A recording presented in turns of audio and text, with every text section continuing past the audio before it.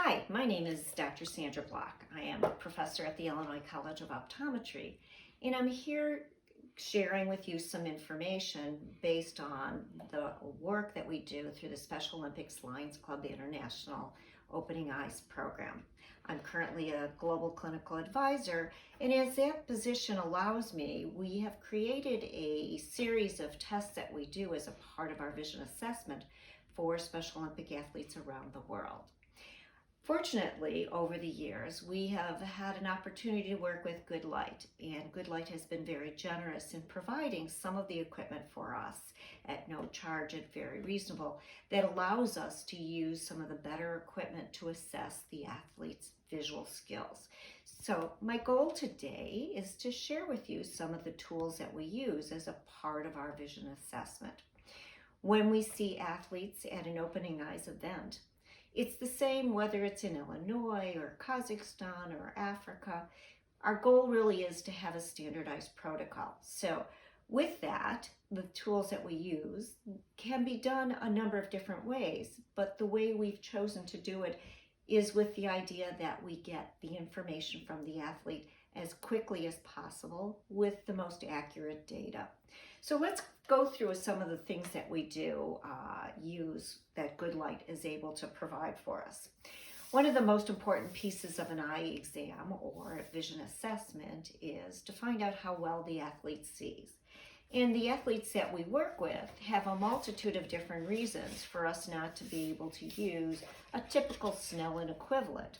Our athletes either are illiterate, meaning they don't know their letters, or unable to communicate verbally well enough for us to understand what they're saying, or they have language barriers that prevent us from actually communicating with them unless we do it with some other mechanism other than verbalizing the picture or the letter that they're seeing. So what we've been using over the years is the Leah symbols that were created years ago by Dr. Leah Havernian. We find that the Leah symbols allow us to use a technique that the athlete typically understands pretty well, and they can either verbalize what they see or they can match the pictures with the pictures that we're pointing to. And the way we do it with the Opening Eyes program, because we're trying to do as much as we can in a short period of time, is we work with near point testing first, and we do that with both eyes open, and then we do distance testing with one eye at a time. So I want to go through a couple of things with the visual acuity testing that we do.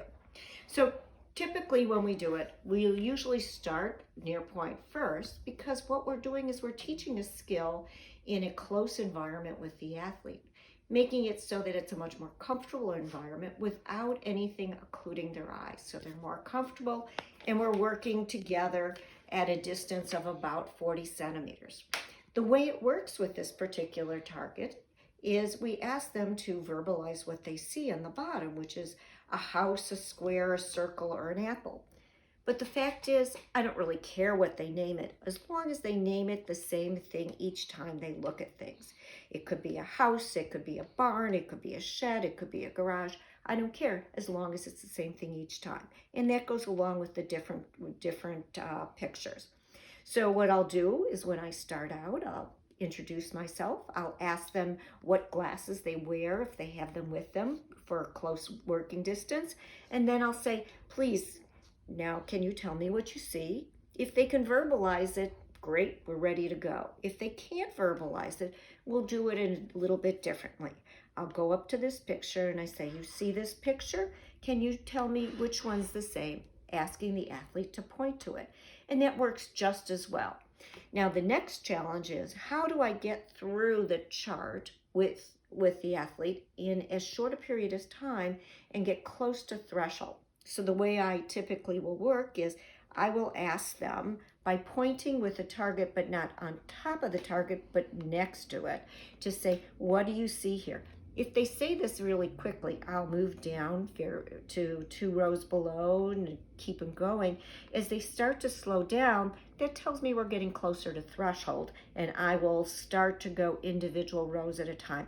When they make a mistake, I will move up to the row right above that row and ask them to tell me what symbols they're seeing in that row. If they get 3 out of 5 correct, then I will probably push it down to the next row and keep going until they get at least 4 out of 5 correct in order to get credit for that row. We typically don't go for pluses and minuses. I'm just looking for the smallest row they can see with getting 4 out of 5 pictures correct. Now what's different on this that we have on the distance chart is this particular card does not have the crowding bars around the box, but there are some available, and those are oftentimes better, and I'm going to go through why I think that's better.